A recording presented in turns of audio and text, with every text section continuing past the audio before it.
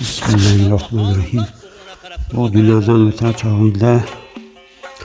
La ilahe illallah Muhammedur Resulullah deseyin, kabirde o'tkazilib qo'yilganida, nahiy va munkar savol javob qilganida Rabbiy kim? Alloh deseyin, payg'ambaring kim? Muhammedur Resulullah deseyin, dining nima desa islom deseyin, kitobing qaysi kitob desa Qur'on deseyin ve iman bilan o'tdi eldan, elda o'qigan bitim namozi ila qabring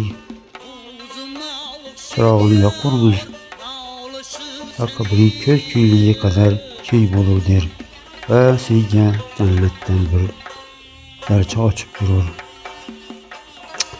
va mahshargohgacha taborak ila tinch yotsang, mahshargohda tirilganingda o'qigan subhanalloh va bihamdihi va subhanalloh azim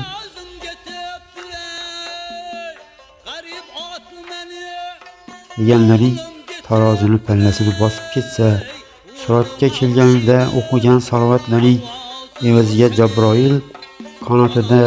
seni sirat ko'piridan ko'z yumguncha olib o'tsa va namozda aytganing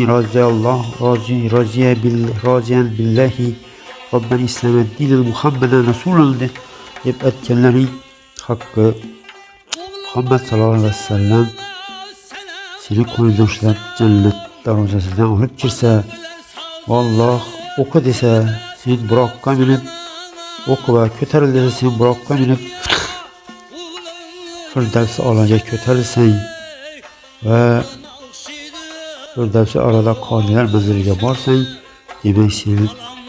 imtihondan o'tibsan, oxirat safarini imtihonini a'lo darajada bajaribsan.